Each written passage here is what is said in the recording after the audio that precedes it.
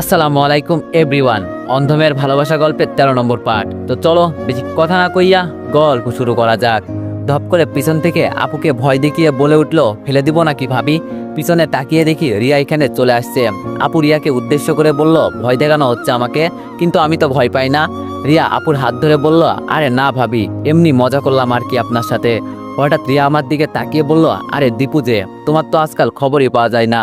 মাঝে মাঝে বুঝি না তুমি আমার বডিগার্ড নাকি অন্য কারো।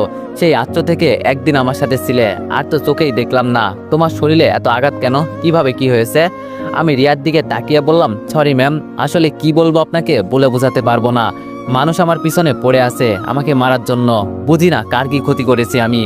রিয়া আমার কথা শুনে চুপ হয়ে গেল, আর কিছু বলল না। আপুকে একটা চকলেট বের করে দিয়ে বলল, ভাবি চকলেট খাবে? আপু খুশি মনে চকলেট হাতে নিয়ে বলল, কি ব্যাপার রিয়া, আজকে তোমাকে অনেক খুশি খুশি লাগছে, আর হঠাৎ আমাকে চকলেট দিচ্ছ কেন? কোনো বিষয় আছে নাকি? রিয়া হাসি দিয়ে বলল, আসলে ভাবি হয়েছে কি, কালকে সাইমনের সাথে কক্সবাজারে ঘুরতে যাব, আর এর জন্য আমি অনেক খুশি। এই চকলেট সাইমন আমাকে দিছিল, আর এখন আমার চকলেট খাবার মুড নেই, তাই তোমাকে দিলাম, নাও। আমি চোখ গরম করে আপুর দিকে তাকাতেই আপু চকলেট নিচে ফেলে দিয়ে ভয়ে ভয়ে আমার দিকে তাকিয়ে বলল, কি রে ভাই, তোর হঠাৎ কি হয়েছে? আমি আবার চুপ করে উপরের দিকে তাকিয়ে বললাম, কিছু না আপু। পাশ থেকে বন্যা আপুকে বলে উঠলো, আপু তুমি জানো না ওর মন খারাপ, তাও কেন এমন করছো? কেন মন খারাপ জানতে পারি? পাহাড়ের একেবারে কিনারায় যেতে যেতে রিয়া এই কথাটা বলল। আমি রিয়াকে শুনিয়ে বললাম, কাছের মানুষ কষ্ট দিয়েছে, এজন্য মন খারাপ। রিয়া বলল, ওমা, তোমার আবার কাছের মানুষ আছে? আগে তো জানতাম না। আমি তাড়াতাড়ি রিয়ার কাছে গিয়ে বললাম, ম্যাম পড়ে যাবেন, এত কাছে যাবেন না। রিয়া আমার কথা না শুনে সামনের দিকে পা বাড়িয়ে পানি ছোঁয়ার চেষ্টা করছে। এবার আপু রিয়াকে ডাক দিয়ে বলল, কি করছো রিয়া, তোমার মাথা খারাপ হয়েছে? কখন যে পা পিছলে পড়ে যাও তার কোনো গ্যারান্টি আছে? রিয়া কারো কথা পাত্তা না দিয়ে ঝর্ণার পানি পা দিয়ে ছুটতে লাগলো। আশেপাশে সবাই না করছে এত কাছে যাওয়ার জন্য, কিন্তু রিয়ার সেই দিকে কোনো নজর নাই। বন্যা আমার দিকে তাকিয়ে বলল, ভাই তুই চলে আয়। এই মেয়ে খুশিতে আত্মহারা হয়ে গেছে, বুঝতে পারছি। কখন যে পড়ে যাবে সেটা চিন্তা করছে, ওর ফাঁদে তুই পা দিস না। আমি বন্যার কথার উত্তর দিয়ে বললাম, যার কাছে আমার বেঁচে থাকার ওষুধ আছে আমি তো তার কাছেই থাকবো। হঠাৎ রিয়া আমার হাত ধরে বলল, তোমার এখান থেকে চলে যাওয়া উচিত, আর এখানে আসার জন্য সাহসের দরকার, যা সবার ভিতরে থাকে না। আমি হাসতে হাসতে বললাম, এত সাহস দেখাতে গিয়ে আবার নিচে পড়ে যাইয়েন না, নইলে আপনার ভাই আমাকে উপরে পাঠিয়ে দিবে। অনেকক্ষণ দাঁড়িয়ে থাকার পর যেই রিয়া ফিরে চলে আসবে, ওর পায়ে ছিল হিলের জুতা। রিয়া পিছনে ফিরে হাঁটা দিতে এক পা পিছলে যেই পড়ে যাবে, তখন আমাকে জোরে ডাক দিয়ে বলল, দীপু আমাকে ধরো। কিন্তু আমি পিছনে ফিরে তাকাতেই দেখি রিয়া নিচে পড়ে যাচ্ছে। আপু দূর থেকে চিৎকার দিয়ে বলল, রিয়া। চোখের পলক পড়ার আগেই রিয়া নিচে পড়ে গেল। আমি আর দাঁড়িয়ে আছি কেন? যার জন্য আজও বেঁচে আছি তাকে ছাড়া আমি কিভাবে বেঁচে থাকবো, যে আমার সবকিছু। আমিও আর কোনো চিন্তা না করে লাভ দেওয়ার আগে আপুকে আর বন্যাকে উদ্দেশ্য করে বললাম, ভালো থাকিস, আর আমার জন্য এত চিন্তা করিস না। ওই বলছি না, রিয়া যেখানে আমিও সেখানে। হাত মিলিয়ে চোখ বন্ধ করে দিলাম এক লাফ। শুধু একটা শব্দ কানে ভাসলো, ভাই তুই এমনটা করিস না, আমার কসম লাগে তোর। তবে বন্যাকে দৌড় দিতে দেখলাম আমার দিকে, আর সেই সময়ে আপু ওকে পিছন থেকে আটকে দিল, যেন আমার মতো ভুল না করে। ছোট্ট একটা অ্যাড চলবে, তোমরা চাইলে স্কিপ করতে পারো। ওয়ানএক্স হচ্ছে সবচেয়ে বিশ্বস্ত বুকমেকার, যা পিএইচডি এবং সিরিয়া অ্যাপের অফিসিয়াল পার্টনার। এই অ্যাপসে আপনি cricket, football, tennis live match দেখতে এবং তাদের স্কোর ভবিষ্যৎবাণী করে সহজেই অর্থ উপার্জন করতে পারবেন। সেই সাথে বিএমডব্লিউ গাড়ি, আইফোন, ল্যাপটপ এবং আরও অনেক নগদ পুরস্কার জেতারও সুযোগ রয়েছে। এই অ্যাপটিতে আপনি crash crystal, under and over 21 ইত্যাদি গেম খেলে সহজেই আয় করতে পারবেন। আপনি বিকাশ, নগদ, রকেট ব্যাংক, ক্রিপ্টো, পেপল এবং অন্যান্য সহজ পদ্ধতির মাধ্যমে সহজেই আপনার জেতা টাকা তুলতে পারবেন। এখানে আপনি 24 ঘন্টায় 7 দিন গ্রাহক সহায়তা পাবেন। তাই এখনই পিন কমেন্টের লিঙ্ক ব্যবহার করে রেজিস্ট্রেশন করুন, অথবা গুগলে ওয়ানএক্স সার্চ লিখে রেজিস্ট্রেশন করুন। আর হ্যাঁ, রেজিস্ট্রেশনের সময় আমার প্রোমো কোড VODO7 ব্যবহার করে প্রথমবার ডিপোজিটে 20,000 টাকা পর্যন্ত পান। ঝর্ণার পানির দিয়ে এতটা স্পিড আমি আগে জানতাম না। মুহূর্তের মাঝেই এমনভাবে নিয়ে যাচ্ছে, কি বলবো, নিজেকে আর ধরে রাখতে পারছি না যেন। কিন্তু যতটা সম্ভব বাঁচার চেষ্টা করছি, আর চোখ দিয়ে আশেপাশে রিয়াকে খোঁজার চেষ্টা করছি, কিন্তু দেখতে পারছি না। যেতে যেতে কোথায় যেন চলে আসছি নিজেও জানি না। শরীরের শক্তিটা অনেকটাই কমে গেছে। ঝর্ণার পানির গতিও এখন তেমন নেই। তবে রিয়াকে দেখতে পারছি না। পানির মাঝে কান্না করার ইচ্ছা করছে, কিন্তু পারছি না। হঠাৎ আমার থেকে অনেকটা দূরে কিছু একটা দেখতে পেলাম। তাড়াতাড়ি তার কাছে যেতে লাগলাম। গিয়ে দেখি এটা আর কেউ না, রিয়া পানির উপরে ভেসে ভেসে চলছে। আমি কোনো কিছু চিন্তা না করে ওকে ধরে আশেপাশে তাকিয়ে দেখতে লাগলাম, কোথাও উঠে দাঁড়ানো যায় কিনা। অনেকক্ষণ ধরে রিয়া জ্ঞানহারা। ওর যদি কিছু হয় আমি শেষ। না না, ওর কিছু হতে দেওয়া যাবে না। ওই তো আমাদের সামনে আবার পাহাড়ের মতো কিছু দেখা যায়। রিয়াকে এক হাত দিয়ে টেনে টেনে সেখানে নিয়ে যাচ্ছি। আসলে আমার সাঁতার শিক্ষা হয়েছে ছোট থাকতে। আম্মুর সাথে যখন গ্রামে যেতাম তখন সাঁতার শিখছি, আর আজকে সেটারই কাজে এলো। পাহাড়ের কিনারে এসে রিয়াকে নিয়ে উপরে উঠলাম। তাড়াতাড়ি ওকে নিচে রেখে পেট ঝাঁকিয়ে পানি বের করতে লাগলাম। পানি ঠিকই বের হচ্ছে, কিন্তু রিয়ার কোনো হুঁশ জ্ঞান আসছে না। যত সময় যাচ্ছে আমার বুকের কম্পন বেড়েই যাচ্ছে। একমাত্র রিয়াই আমার সবকিছু। ও যদি হারিয়ে যায় আমি কি নিয়ে বেঁচে থাকবো? ছোট থাকতে কত মুভিতে দেখেছি কেউ পানিতে পড়লে তার মুখে মুখ লাগিয়ে নাকি সাজ দিতে হয়, তাহলে জ্ঞান ফিরে। রিয়ার দিকে একবার তাকিয়ে দেখলাম, কি মায়াবী চেহারা। আসলে সত্যি এই মেয়ের জন্য আমি সবকিছু করতে পারি। এবার আমার মুখ রিয়ার মুখে লাগিয়ে ওকে সাজ দিতে লাগলাম। কি যে বলবো, এমন একটা অনুভূতি হয়েছে আমার বলার বাইরে। মুখে মুখ লাগিয়ে সাজ দিলাম, তাও রিয়ার কোনো খোঁজ খবর পেলাম না। এবার আমি ওকে ডাকতে লাগলাম, তাও ওর কোনো খবর নেই। এখন আমার চোখ দিয়ে আপনা আপনি পানি পড়ছে। রিয়াকে কান্না করতে করতে ডাকছি, এই রিয়া তুমি ওঠো না। কাছের মানুষ হারানোর অনুভূতিটা অনেক কষ্টের, কি বলবো আপনাদের। এখানে আশেপাশে তো কিছুই দেখতে পাচ্ছি না, সবকিছু একদম জনশূন্য মনে হচ্ছে। আমার এখন এটা মনে হচ্ছে এখানে শুধু আমি আর রিয়া ছাড়া কেউই নেই। আবার রিয়ার মুখে মুখ লাগিয়ে জোরে শব্দ দিলাম। তবে এবার আমি ওকে শ্বাস প্রশ্বাস নিতে দেখলাম। রিয়াকে নিঃশ্বাস নিতে দেখে আমার ভিতরে আবার নতুন করে প্রাণ ফিরে এলো। রিয়া যে বেঁচে যাবে এটা এখন আশা করতে পারি। তবে ও ঠান্ডায় জমে গেছে। রিয়াকে এখানে একা রেখে পাহাড়ের কাছে গিয়ে দেখতে লাগলাম এখানে কিছু আছে নাকি, কিন্তু না, কোনো কিছুই নাই এখানে। সবকিছু একদম শূন্য। পাহাড়ের উপর উঠে তাকিয়ে এমনটা মনে হলো আমার বেঁচে থাকার ইচ্ছা মরে গেছে। সবকিছু একদম মরুভূমি, আশেপাশে শুধু বালু আর বালু, এছাড়া এখানে কিছুই নেই। পকেটে হাত দিয়ে দেখি মোবাইল, মানিব্যাগ সবকিছু একদম ভিজে নষ্ট হয়ে গেছে। হতাশ হয়ে আবার রিয়ার কাছে ফিরে আসলাম। একটু পরপর ওকে আমি মুখ লাগিয়ে শব্দ দিচ্ছি যেন ও বেঁচে যায়। দেখতে দেখতে রাত হয়ে গেল। শরীরটা এখন এমন পর্যায়ে পৌঁছে গেছে দাঁড়ানোর মতো শক্তি আর খুঁজে পাচ্ছি না। তাও রিয়াকে বুকের মাঝে জড়িয়ে রাখছি। মরলে একসাথে মরবো আর বাঁচলে একসাথে বাঁচবো, এরই নাম হয়তো ভালোবাসা। একটা গান আছে না, ভালোবাসার মতো ভালোবাসলে তারে কি গো ভোলা যায়। আমি ওকে এই জীবনে ভুলতে পারবো না, বেঁচে থাকি বা মারা যাই। হঠাৎ করে বুকের মাঝে কিছু নাড়াচাড়ার শব্দ শুনতে পেলাম। তাড়াতাড়ি রিয়ার দিকে তাকিয়ে দেখি ও চোখ খুলছে। আমি তাকাতেই ওর চোখের উপর আমার নজর পড়লো। তাড়াতাড়ি করে আমি রিয়াকে ছেড়ে দিয়ে বললাম, ম্যাম আপনার জ্ঞান ফিরেছে। আমার থেকে ছাড়া পেয়ে রিয়া বলে উঠলো, আমরা এখন কোথায় আছি আর তুমি বা এখানে কেন? আমি না নিচে একা পড়েছিলাম, কিন্তু তুমি এখানে এলে কিভাবে? আমি মন খারাপ করে বললাম, আপনাকে বাঁচাতে আমি নিচে লাফ দিয়েছি, যেখানে আপনি আমি সেখানে। আর আমার চোখের সামনে তো আপনাকে আমি মরে যেতে দিতে পারি না। রিয়া বলল, তাই বলে তুমি নিচে লাফ দিয়েছো? আমি বললাম, ম্যাম, এছাড়া আমার কাছে অন্য কোনো উপায় ছিল না। রিয়া কান্না কান্না সুরে বলল, তোমাকে কি বলে যে ধন্যবাদ দিব এর ভাষা খুঁজে পাচ্ছি না। জানো, আমি যখন নিচে পড়ে যাচ্ছিলাম তখন আমার কারো কথা মনে হয় নাই, কিন্তু অবাক করার বিষয় তখন আমার চোখের সামনে দীপুর মুখটা ভেসে উঠলো। আমি এটা বুঝলাম না, এতদিন পর ওকে কেনই বা আমি দেখলাম। আমি জানতাম আমি মারা যাব, ভাবছিলাম বাঁচতে পারবো না, কিন্তু তোমার কারণেই বেঁচে গেলাম। আমি এখন বুঝতে পারছি সেই দিন দীপুকে আমার একা রেখে দেওয়া উচিত হয় নাই। মনে মনে বললাম, কেবল মাত্র তো শুরু। তবে এখান থেকে যদি বেঁচে বাসায় ফিরতে পারি, আমি নিশ্চিত তুমি আমাকে ছাড়া আর কাউকে ভালোবাসতেই পারবা না। রিয়া আমার হুঁশ ভাঙিয়ে বলল, আমরা এখন কোথায় আছি?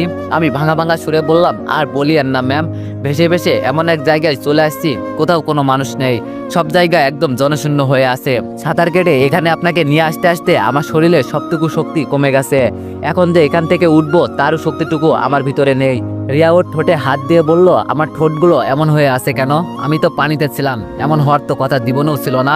আমি লজ্জা পেয়ে বললাম, আপনাকে বাঁচাতে সারাদিন আমার মুখ দিয়ে। রিয়া আমাকে চুপ করিয়ে দিয়ে বলল, তাই বলে তুমি এটা করবে? আমি বললাম, সরি ম্যাম, এছাড়া আপনাকে আমি বাঁচাতে পারতাম না, আর তেমন কোনো উপায় ছিল না আমার কাছে। রিয়া আবার মন খারাপ করে আমার পাশে বসে বলল, তোমার না একটা পরিবার আছে, আমার জন্য তো মরতে বসেছিলে। আমি বললাম, জানেন ম্যাম, কিছু কিছু মানুষের জন্য নিজের জীবনটাও বিলিয়ে দিতে কোনো আফসোস থাকে না। থাক, এসব কথা বাদ দেন, আপনি বুঝবেন না। রিয়া বলল, আচ্ছা চলো সামনে গিয়ে দেখি কি আছে কপালে। আমি দাঁড়াতে না পেরে বললাম, ম্যাম একটু ধরবেন? রিয়ার হাত ধরে আমি উঠে দাঁড়ালাম। যেতে যেতে রিয়া বলে উঠলো, এই চাঁদের আলো মনে হচ্ছে যেন আজকে আমি প্রথমবার কাছ থেকে দেখতে পেরেছি, অনেক ভালো লাগছে আমার। রিয়ার সাথে আমিও বলে উঠলাম, ম্যাম, একদম ঠিক কথা বলেছেন, আমারও অনেক ভালো লাগছে। রিয়া মন খারাপ করে বলল, তবে আজকের দিনে আমার পাশে সাইমন থাকলে খুব খুশি হতাম। আমি আবার রিয়াকে প্রশ্ন করলাম, সাইমন থাকলে আপনাকে যখন নিচে পড়ে যেতে দেখতো তখন কি সেও লাভ দিত? এটা বলতে রিয়া মুখটা কালো করে ফেললো। ওর মুখে কোনো কথা নাই, চুপ করে সামনের দিকে হাঁটতে লাগলো আমাকে নিয়ে। আর হঠাৎ করে বলে উঠলো, সবাই তো আর তোমার মতো হতে পারে না। পাহাড়টা এতটা উঁচু নয়, উঠতে বেশি কষ্ট হয় নাই। রিয়া আর আমি পাহাড়ের উপরে উঠলাম। নিচে তাকিয়ে রিয়া মাটিতে বসে পড়লো। আমি ওর কাছে বসে বললাম, কি হয়েছে ম্যাম, হঠাৎ করে আপনি বসে পড়লেন? রিয়া বলল, আমরা বুঝি আর বাঁচতে পারবো না? কোথাও কিছু নেই, সবখানে জনশূন্য, কি খেয়ে বেঁচে থাকবো আর কোথায় বা যাবো আমরা?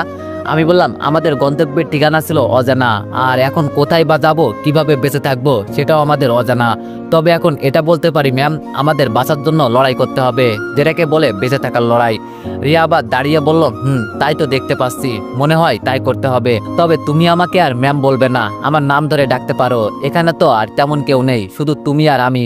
আমি বললাম, কিন্তু আমি কিভাবে আপনার নাম ধরে ডাকবো? এটা তো হয় না, আপনি কই আর আমি কই। রিয়া বলল, আমার জন্য কোনো কিছু চিন্তা না করে নিচে লাফ দিয়েছো আমাকে বাঁচাতে, এটাই তো অনেক। তোমাকে বন্ধু বানানো বলতে পারো আমার জন্য সৌভাগ্যের বিষয়। আমি বললাম, আজকে বিপদে পড়ছেন দেখে এজন্য আমাকে বন্ধুর অফার দিচ্ছেন, তাই না? রিয়া আমার দিকে তাকিয়ে বলল, আমি এমনটা ভাবি নাই যে আমার জন্য নিজের জীবন দিয়ে দিতে পারে সে আমাকে ম্যাম বলবে, এটা তো কখনো হতে পারে না। আমি বললাম, আচ্ছা এসব বাদ দেন, আশেপাশে তাকিয়ে দেখেন তো খাবারের মতো কিছু আছে কিনা। রিয়া আমাকে হাত দিয়ে ধরে বলল, চলো একসাথে খোঁজাখুঁজি করি, আমারও তো অনেক ক্ষুধা পেয়েছে। হঠাৎ দূরে একটা পেয়ারা গাছ দেখতে পেলাম, অনেক বড় বড় আছে পেয়ারাগুলো। গাছের নিচে গিয়ে বললাম, এখন তাহলে কি করবেন ম্যাম? আমি তো গাছে উঠতে পারবো না, শরীরটা অনেক ক্লান্ত হয়ে গেছে। রিয়া রেগে বলল, আবার ম্যাম? আমি বললাম, আচ্ছা সরি। রিয়া, হয়েছে? রিয়া খুশি হয়ে বলল, হয়েছে মানে? দৌড়াবে। আচ্ছা তুমি আমাকে সাহায্য করো, আমি গাছে উঠছি। আমি বললাম, পারবে তুমি রিয়া? রিয়া আমার দিকে মুখ ফিরিয়ে বলল, অবশ্যই পারবো, জীবন যুদ্ধে বাঁচতে হবে না? আমি রিয়াকে কিছু সাহায্য করলাম, আর রিয়া গিয়ে গাছে উঠে পেয়ারা পাড়তে লাগলো। অনেকগুলো পেয়ারা পেরে রিয়া আবার নিচে নেমে বলল, আজকে রাতের জন্য চলবে না? আমি বললাম, রাতটা চলে যাবে। রিয়া বলল, এখানে তো আর তেমন কিছু নেই ঘুমানোর মতো, চলো ওই গাছের নিচে গিয়ে বসি। আমি রিয়ার কথা শুনে ওর সাথে গিয়ে বসলাম। রিয়া আমার থেকে বেশ কিছুটা দূরত্ব রেখেই বসলো। খেতে খেতে রিয়া বলল, এমন একটা পরিস্থিতিতে যে পড়বো কখনোই ভাবি নাই। ছোট থাকতে একটা মুভি দেখতাম দেবের, দেব কিন্তু নায়িকা নিয়ে এভাবেই ফেসে গিয়েছিল, মনে আছে? মুভিটার নাম মনে পড়ছে না। আমি বললাম, আমার মনে আছে, মুভির নাম রংবাজ। এই মুভিটা আমিও দেখছি, তবে এখানে আপনি নায়িকা আর আমি আপনার বডিগার্ড। মনে মনে বললাম, আমি তো আপনার নায়ক। রিয়া আমাকে মন খারাপ করতে না বলে বলল, তুমি তো আজ থেকে আমার বন্ধু, তাই না? আমি বললাম, খাওয়া দাওয়া শেষে রিয়া বলে উঠলো, এখন একটু ভালো লাগছে তাই না? আমি বললাম, ম্যাম, অনেকটাই ভালো লাগছে। রিয়া বলল, তাহলে এখন একটু ঘুমানোর চেষ্টা করি, কি বলো? আমি বললাম, তা তো করতেই হবে। রিয়া একপাশে ওর ওড়নার নিচে বিছিয়ে শুয়ে পড়লো, আর আমি গাছে হেলান দিয়ে ঘুমানোর চেষ্টা করছি। ঘুমানোর আগে রিয়ার চোখে আমার চোখ পড়লো, আরও ইশারা করে বুঝিয়ে দিল, অনেক রাত হয়ে গেছে, ঘুমিয়ে পড়ো। চোখ বন্ধ করে চিন্তা করছি, রিয়ার সাথে এভাবে এত কাছাকাছি আমি চলে আসবো তা কখনো চিন্তাও করি নাই, আর ওকে যে এতটা কাছে পাবো এটাও জানতাম না। মুচকে একটা হাসি দিয়ে বললাম, যা হয়েছে খুব ভালোই হয়েছে। সকালে যখন ঘুম ভাঙলো তখন আমার এমনটা মনে হলো, মনে হচ্ছে যেন আমি নরম কিছুর উপর শুয়ে আছি। হাত দিয়ে ঘুম ঘুম চোখে বোঝার চেষ্টা করছি আমি এখন কই আছি, কিন্তু অবাক করার বিষয়, একটা মানুষের মুখের উপর হাত দিয়ে পড়লো। এটা মেয়ে নাকি ছেলে সেটাই বোঝার চেষ্টা করছি, তবে এখানে তো আমি আর রিয়া ছাড়া কেউ নেই। আচমকা আওয়াজ হলো, তুই আমার উপর থেকে উঠবি নাকি আরো ঘুমাবি? আরে যা, এই কণ্ঠটা তো দেখে রিয়ার। তাড়াতাড়ি লাফ দিয়ে উঠে পড়লাম। রিয়া শোয়া থেকে উঠে বলল, জীবনে কত শুনলাম ছেলেদের বুকে নাকি মেয়েরা ঘুমায়, তবে আজ এই প্রথম দেখলাম কোনো ছেলে মেয়ের বুকের উপর মাথা রেখে ঘুমাতে, তাও আবার আমারই বুকের উপর। বাবা, আমি মাথা নিচু করে বললাম, আসলে আমি অনেক সরি, গাছের উপর হেলান দিয়ে শুয়েছিলাম তো, তাই কখন যে নিচে পড়ে বলতে গিয়েও আটকে গেলাম। বললেন নিজের কপালে নিজেরই কোড়াল দেওয়া হবে, তাই আর বললাম না। রিয়া আমার থেকে একটু দূরে দাঁড়িয়ে বলল, থাক আর মিথ্যা কথা বলতে হবে না। আমি বললাম, রাগ করছেন নাকি ম্যাডাম? সত্যি তখন আমি কিছু বলতে পারি নাই। ঘুমের মধ্যে কিছু কি অনুভব করা যায় বলেন? রিয়া আমার দিকে ফিরে বলল, আবার আমাকে ম্যাডাম বলা হচ্ছে? আমি বললাম, আরে মাঝে মাঝে মনে থাকে না, তবে এখন থেকে মনে রাখার চেষ্টা করব, ঠিক আছে রিয়া? রিয়া মুচকে হাসি দিয়ে বলল, এখন ঠিক আছে। আমি বললাম, তাহলে মিস রিয়া, আপনি কি আমার উপর রাগ করছেন? রিয়া আমার মুখের উপর কিছুক্ষণ তাকিয়ে থেকে কি জানি একটা চিন্তা করে বলল, তোমার মুখে মায়াবী একটা ভাব আছে, বোধহয় পাখি তোমার জন্য পাগল হয় নাই। আমিও মজা করে বললাম, আপনি আবার আমার প্রেমে পড়ে যাইয়েন না। রিয়া আমার চুল টান দিয়ে বলল, মজা করা হচ্ছে আমার সাথে? আমার জন্য সাইমন আছে, ও আমার দুনিয়া, ও আমার সবকিছু। আমি বললাম, ভালো ভালো, সামনে এগিয়ে যান। আর আমি আস্তে করে বললাম, আমি বেঁচে থাকতে সাইমন তোর কিভাবে হয় সেটাও আমি দেখব। রিয়া বলল, এখানে আর এভাবে থাকা যাবে না, আমাদের রাস্তা খুঁজে বের করতে হবে, নইলে এখানে এভাবেই আমরা মারা যাব। আমি বললাম, তুমি ঠিকই বলেছ রিয়া, কিন্তু আমি তো আশেপাশে বালু ছাড়া আর কিছু দেখতে পাচ্ছি না। রিয়া সামনের দিকে হাঁটতে হাঁটতে বলল, চেষ্টা করলে উপায় হয়, তাছাড়া এখানে থেকে মরতে পারবো না। রিয়ার পিছনে পিছনে আমিও যেতে যেতে বললাম, তাহলে আমাদের গন্তব্যের স্থান কোথায় হবে? রিয়া আমার কথা শুনে দাঁড়িয়ে বলল, যেখানে জীবন নিয়ে যায় সেখানেই যাব, তার আগে সাথে করে কিছু পেয়ারা নিয়ে যাই, খিদে পেলে এটাই খেতে হবে। আমি আগে জানতাম না মেয়েদের মাথায় যে এত বুদ্ধি থাকে। তো এভরিওয়ান, গল্পটি গল্পের মতো করে দেখবা, কেউ বাস্তবের সাথে মিলাতে যাইয়েন না। রিয়া বলল, বুদ্ধি আমার অনেক আছে, সেগুলো পরে কাজে লাগবে, তবে এখন তোর গেঞ্জি খোল। রিয়ার কথা শুনে আমি তাড়াতাড়ি শরীরে হাত দিয়ে ঢেকে বললাম, নজর ঠিক করেন আগে ম্যাম। রিয়া ঠাস করে একটা চড় দিয়ে বলল, সবসময় উল্টাপাল্টা চিন্তা। এখানে সাথে করে কোনো ব্যাগ নিয়ে আসছি আমরা, যে সাথে করে কিছু পেয়ারা নিয়ে যাব, এজন্য ব্যাগ হিসাবে তোর গেঞ্জি ব্যবহার করতে হবে। আমি বললাম, আমি পারবো না, খালি গায়ে থাকবো, তাও আবার একটা মেয়ের সামনে, এটা হতে পারে না। রিয়া রেগে বলল, দেখ মেজাজ গরম করবি না আমার, এমনি অনেক দেরি হয়ে যাচ্ছে, এক তো সকালে এক কাহিনী করলি, কিছু বললাম না, এখন যা বলছি তাই কর, নইলে কি আর করব, এই মেয়ের কথা শুনতেই হবে। কি যে এক বিপদে ফেসে গেছি। গা থেকে গেঞ্জি খুলতেই রিয়া বড় বড় চোখে আমার শরীরের দিকে তাকিয়ে আছে। আমি গেঞ্জি দিয়ে শরীর ঢাকতে ঢাকতে বললাম, এভাবে তাকিয়ে কি দেখছো? আমি কি কোনো মেয়ে যে আমার দিকে এভাবে তাকিয়ে আসো? রিয়া আমার কথা শুনে চিমটি দিয়ে বলল, এসব নোংরা কথা বলা বন্ধ কর, আর তুই এই সিক্স প্যাক কই থেকে বানালি? আসলে ভাই তুই একটা জিনিস, মেয়েরা তোর জন্য হুদাই পাগল হয় না। আমি সরাসরি বললাম, আপনি আমার সাথে প্রেম করবেন? রিয়া আমাকে ঠেলে নিচে ফেলে বলল, তোর তো সাহস কম না, আমাকে বলিস তোর সাথে প্রেম করতে? জানিস না আমার বয়ফ্রেন্ড আছে? আমি দাঁড়িয়ে বললাম, আরে মজা করলাম আপনার সাথে, এত মাইন্ড করেন কেন? এখন নিচে দাঁড়ান, আমি উপরে উঠে পেয়ারা পারছি। রিয়া বলল, তাড়াতাড়ি কর। অনেকগুলো পেয়ারা পেরে মরুভূমি দিয়ে হাঁটতে লাগলাম আর পেয়ারা চিপাতে লাগলাম। হঠাৎ রিয়া আমার হাতের উপর হাত রেখে মুঠো করে বলল, সাথে করে আমাকে নিয়ে যা, এত আগে আগে যাচ্ছিস কেন? আমি বললাম, শরীরে শক্তি যতক্ষণ আছে ততক্ষণ তাড়াতাড়ি হাঁটতে হবে, পরে তো আর হাঁটতেই পারবো না। রিয়া বলল, মনে সাহস রাখ, আর আমরা এত বড় একটা বিপদ পেরিয়ে চলে আসছি, আমি জানি আমরা বেঁচে যাব। আমি রিয়ার এইসব কথা ইগনোর করে বললাম, আচ্ছা রিয়া, তোমাকে একটা কথা বলবো। রিয়া হাসি দিয়ে বলল, অবশ্যই বল, অনুমতি নেওয়ার কি আছে, এখানে তো তুই আর আমি ছাড়া কেউ নেই। আমি বললাম, না তাও নিলাম। রিয়া বলল, এখন কি বলবি তাড়াতাড়ি বল। আমি বললাম, তোমার কি দীপুর কথা আজও মনে পড়ে? হঠাৎ রিয়া দাঁড়িয়ে বলল, হঠাৎ এই প্রশ্ন কেন? আমি রিয়ার হাত টেনে সামনের দিকে নিয়ে যেতে যেতে বললাম, তুমি অনেক বড় বেঈমান জানো রিয়া। রিয়া মন খারাপ করে বলল, আমি কার সাথে কি এমন করছি যে আমি এত বড় বেঈমান হয়ে গেছি? আমি বললাম, যে তোমাকে নিয়ে সুখের স্বপ্ন দেখছিল তাকেই তুমি মেরে ফেললে রিয়া। রিয়া একটু চুপ করে বলল, সেদিন না তুই বললি দীপু বেঁচে আছে? আমি বললাম, যেটা বলছি সেটা সত্যি বলছি, আরও বেঁচে আছে কেন জানো? শুধুমাত্র তোমার জন্য। আচ্ছা, ভালোবাসা কি অপরাধ ছিল? আমি মানছি ও তোমার সাথে একটা ভুল করে ফেলেছে, না জেনে না শুনে, তাই বলে এভাবে এতগুলো বছর কষ্ট দেওয়ার কোনো মানে হয়? আর এখন আমি শুনছি তুমি নাকি সাইমনকে বিয়ে করবে, এটা যদি দীপু এসে শুনতে পারে আবার তো মারা যাবে। রিয়া আমাকে ধমক দিয়ে বলল, তুই চুপ কর, সব মিথ্যা কথা বানিয়ে বানিয়ে আমার সামনে বলা হচ্ছে না, আমার নিজের চোখের সামনে ওকে মরতে দেখেছি। আর মানছি ওর একটু ভুল ছিল, পরে আমিও এটার জন্য অনুতপ্ত হয়েছি, এখন সবকিছু ভুলে গেছি। যেদিন থেকে আমার চোখ ভালো হয়েছে, সব অতীত ভুলে গিয়ে নতুন করে জীবন শুরু করেছি। এখন আমার শহরে কোনো কষ্ট নেই, যেভাবে ইচ্ছা সেভাবে এনজয় করতে পারছি। তবে আমার একটাই আফসোস আছে, শুধু দীপুকে নিজ চোখে দেখতে পারলাম না, শুধু মনে মনে অনুভব করেই গেলাম। আমি মুখ ফুসকে বলে উঠলাম, খুব শীঘ্রই দীপুর সাথে তোমার দেখা হবে। রিয়া এবার দাঁড়িয়ে আমার চোখের উপর চোখ রেখে বলল, তুই চাস না আমি একটু সুখে থাকি? যদি চাস ওর নাম বলবি না আমার সামনে। বলছি তো আমি সব অতীত ভুলে গেছি, কিছুই মনে নেই আমার এখন। আমি মন খারাপ করে বললাম, কিছু কিছু অতীত আমাদের জীবনে এমনভাবে থেকে যায়, না পারি বলতে, না পারি সেটাকে মন থেকে মুছে ফেলতে, শুধু কষ্টই দিয়ে যায়। রিয়া বলল, এটাকেই বলে অতীতের কষ্ট, যেটাকে মনে করলে ভিতরটা কেঁপে ওঠে। আমি বললাম, ভালোবাসা শব্দটাই কি অদ্ভুত তাই না রিয়া? কেউ ভালোবাসা পায় না, আবার কেউ ভালোবাসা চায় না। তবে আমি শুধু এটুকুই বলতে পারি, আমার কাছে ভালোবাসার উপরে কিছু নাই, তবে সেই রকম খাঁটি ভালোবাসা হওয়া লাগবে। রিয়া বলল, আবেগ দিয়ে চিন্তা করিস না, বিবেক দিয়ে চিন্তা কর, মনে রাখিস আবেগ কিন্তু শুধু বাঁশি দেয়। এটা বলে রিয়া বালুর উপর বসে বলল, আমি আর হাঁটতে পারছি না, আমরা কি সত্যি সত্যি এই মরুভূমির মাঝে মারা যাই?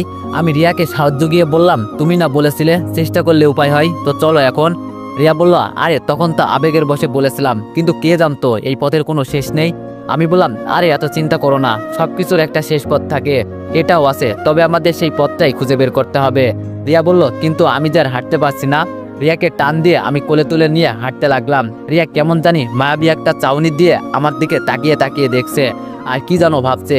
হঠাৎ রিয়া আমার চোখে চোখ রেখে বলল, কখনো দীপুকে কাছ থেকে নিজ চোখে দেখা হয় নাই, ওই ওদের বাসায় একটা ফটোতে দেখছিলাম, তবে আমার এখন এমন মনে হচ্ছে তোর চেহারার সাথে ওর চেহারার প্রায় অনেকটাই মিল আছে, পার্থক্য শুধু এই জায়গায়, তোর মুখে দাঁড়িয়ে আছে ওর মুখে দাড়ি নাই। আমি মনে মনে বললাম, আমাকে কাছ থেকে দেখেও চিনতে পারছো না, আগে তোমার মনে আমার ভালোবাসা তৈরি করি, পরে ঠিকই চিনবে।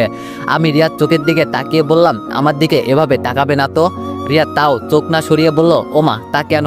আমি বললাম, না মানে তোমার চোখে কেমন জানি একটা জাদু আছে, পরে যদি আমি তোমার প্রেমে পড়ে যাই। রিয়া আমার কথা শুনে হাসতে হাসতে বলল, ইচ্ছে থাকলে চেষ্টা করে দেখতে পারিস। আমি রিয়াকে আর কিছু না বলে চুপচাপ ওকে কোলের মাঝে নিয়ে হাঁটতে লাগলাম। রিয়া আমার বুকে একটা লোম ধরে টান দিয়ে বলল, কিরে আমার সাথে কথা বলবি না? আমি বললাম, এভাবে হঠাৎ করে কেউ টান দেয়, অনেক ব্যথা পেয়েছি। রিয়া বলল, অনেক অনেক সরি। আমি সামনের দিকে এগিয়ে যেতে যেতে বললাম, থাক থাক আর সরি বলতে হবে না। কত ইচ্ছা ছিল নিজের বউকে এভাবে কোলে নিয়ে হাঁটবো, কিন্তু তার আগেই এই মেয়েকে নিয়ে হাঁটতে হচ্ছে। কি কপালটাই না আমার। রিয়া আমার কথা শুনে হাসতে হাসতে ওর চোখ দিয়ে পানি বের হচ্ছে। হঠাৎ করে হাসি বন্ধ করে আমার দিকে তাকিয়ে বলল, তোর তো দেখি অনেক ইচ্ছা আছে। আমি বললাম, আছে, তবে প্রিয়জন নাই, তাই সেগুলো প্রকাশ করা হয় না, ভিতরেই জমে আছে। রিয়া বলল, আচ্ছা এখন এসব কথা বাদ দেওয়া যাক, আর কতদূর যেতে হবে আমাদের? আমি বললাম, আমি কি বলবো, তবে হাঁটতে থাকি, দেখি সামনে কিছু পাওয়া যায় কিনা। রিয়া কান্না কান্না সুরে বলল, আমার বাঁচতে খুব ইচ্ছা করে, এত তাড়াতাড়ি মরতে চাই না আমি, এত সুন্দর পৃথিবী দেখার অনেক ইচ্ছা বাকি আছে। আমি বললাম, আরে এসব কি উল্টাপাল্টা কথা বলছো তুমি, এসব কিছুই হবে না। রিয়া বলল, অযথা মিথ্যা আশ্বাস দিস না। আমি বললাম, রিয়া তুমি যদি মন খারাপ করো, আমি কিন্তু আর এক পাও সামনে যাব না, এমনি অনেক কষ্ট হচ্ছে আমার, আর তার মাঝে এইসব কথা বলছো তুমি। রিয়া আমার চোখে চোখ রেখে বলল, আমি মারা যাব, এতে আমার কোনো আফসোস নেই, নিজের ভুলের কারণে নিজেই মারা যাব, এটাই স্বাভাবিক, কিন্তু আমার জন্য তুই কেন মরতে বসেছিস, এটা আমার কাছে খুব খারাপ লাগছে। আমি বললাম, আমার বেঁচে থাকার উৎস তো একমাত্র তুমি। এই রে, কি বলতে কি বলে ফেলেছি। রিয়া অবাক দৃষ্টিতে আমার দিকে তাকিয়ে বলল, মানে কি বলছিস তুই? আমি বললাম, একবার তুই আর একবার তুমি, যে কোনো একটা বলো। রিয়া বলল, আমার যা ইচ্ছা আমি তাই বলবো, তোর কোনো সমস্যা? এখন বল, আমি তোর বেঁচে থাকার উৎস মানে? আমি বললাম, যখন দেখবা বাঁচার মতো কোনো রাস্তা নেই আমাদের কাছে, যখন নিশ্চিত হব যে আমরা কিছুক্ষণ পর মারা যাব, তখন এই কথার উত্তর পাবে তুমি, যে তুমি আমার বেঁচে থাকার উৎস। রিয়া বলল, আমার এখন কেমন জানি তোকে অনেকটাই সন্দেহ সন্দেহ লাগছে। আমি বললাম, আমি তোমার সাথে খারাপ কিছু করছি? রিয়া বলে উঠল, না। আমি বললাম, তাহলে আমাকে সন্দেহ করছো কেন? রিয়া বলল, আরে আমি এমনি বলতে চাইছি। আমি বললাম, থাক আর বলতে হবে না। রিয়া আমার ঠোঁটের উপর হাত রেখে বলল, এই ঠোঁট দিয়ে। রিয়া কিছু বলার আগেই আমি চোখ গরম করে ওর দিকে তাকিয়ে বললাম, তখন আমার কোনো খারাপ মতলব ছিল না, তখন তোমাকে কিভাবে বাঁচাবো সেটারই চিন্তা ছিল আমার ভিতরে, তাই যেভাবে তোমাকে বাঁচানো যায় আমি ঠিক সেভাবেই চেষ্টা করছি। বিশ্বাস করো রিয়া, আমার ভিতরে কোনো খারাপ উদ্দেশ্য ছিল না। রিয়া বলল, এত পণ্ডিতি করিস কেন? আমি তোরে কিছু বলছি? হঠাৎ করে রিয়াকে নিয়ে বালুর উপর পড়ে গেলাম, আমি উপরে, রিয়া নিচে। নিচ থেকে রিয়া বলল, আমার উপর থেকে আগে উঠ বলছি। আমি তাড়াতাড়ি রিয়ার উপর থেকে উঠে ওকে টেনে তুললাম। ওর মুখ থেকে বালু থুতু দিয়ে ফেলতে ফেলতে বলল, এটা তুই কি করলি? আমাকে শেষ পর্যন্ত বালু খাইয়ে দিলি। আমি বললাম, তো কি করব আমি, আমার শরীরে শক্তি কমে আসছে, হাঁটতে পারছি না, কোথায় থেকে যে কই যাচ্ছি এর কোনো ঠিক ঠিকানা খুঁজে পাচ্ছি না। রিয়া বলল, আমার মনে হয় আর বাঁচতে পারবো না হয়তো আমরা। আমি বললাম, যা কপালে আছে তাই হবে, এত চিন্তা করে কি লাভ, আর তাছাড়া আমি মরার জন্য তৈরি, তবে আমি যতক্ষণ বেঁচে আছি তুমি মরবে না, এটা শিওর। রিয়া আমার একটা হাত ধরে বলল, আমার জন্য তোর ভিতরে এত মায়া কেন, সত্যি করে বলতো তুই কে? আমি বললাম, এটা পরে বলবো আমি কে, আগে চলো হাঁটি, দেখি আর একটু সামনে গিয়ে কিছু পাই কিনা। রিয়া আমার কথায় পাত্তা না দিয়ে বলল, আজকেও কি আমরা বাঁচতে পারবো না এই মরুভূমির মাঝে? আমি কোনো কথা না বলে হাঁটতে লাগলাম। হঠাৎ করে সামনে কিছু একটার আওয়াজ শুনে দাঁড়িয়ে গেলাম। রিয়া আমার দিকে তাকিয়ে বলল, আমি কিছু একটার আওয়াজ শুনেছি, তুই শুনছস? আমি বললাম, আমিও শুনছি, তবে এটা কোনো মানুষের আওয়াজ মনে হচ্ছে না, মনের ভিতরে কেমন জানি একটা শক্তি এসেছে। রিয়াকে রেখে একটা দৌড় দিলাম, সামনে যদি কোনো গ্রাম থাকে দেখার জন্য। রিয়া পিছন থেকে চিৎকার দিয়ে বলল, আমাকে রেখে কই যাস, দাঁড়া আমিও যাবো। আমি কিছুটা সামনে গিয়ে দাঁড়ালাম, দেখলাম আমাদের থেকে একটু দূরে একটা গ্রাম আছে। এটা দেখে মনের ভিতরে একটু খুশির বন্যা চলছে। রিয়াও আমার পেছনে পেছনে এসে দেখলো যে সামনে একটা গ্রাম আছে। এটা দেখেই খুশির চোটে রিয়া আমাকে জড়িয়ে ধরে বলল, আমরা তাহলে বেঁচে গেছি, আমি জানতাম আমরা বেঁচে যাব। এক তো আমার মনের ভিতরে খুশির বন্যা চলছে, আরেক রিয়া এসে আমাকে জড়িয়ে ধরলো। আমাকে আর পাইকে কি যে ভালো লাগছে আমার বলার বাইরে। শুধু ভদ্রতার খাতিরে আমি রিয়াকে জড়িয়ে ধরি নাই, নইলে বলবে আমিও সুযোগের দুর্বলতা নিয়েছি।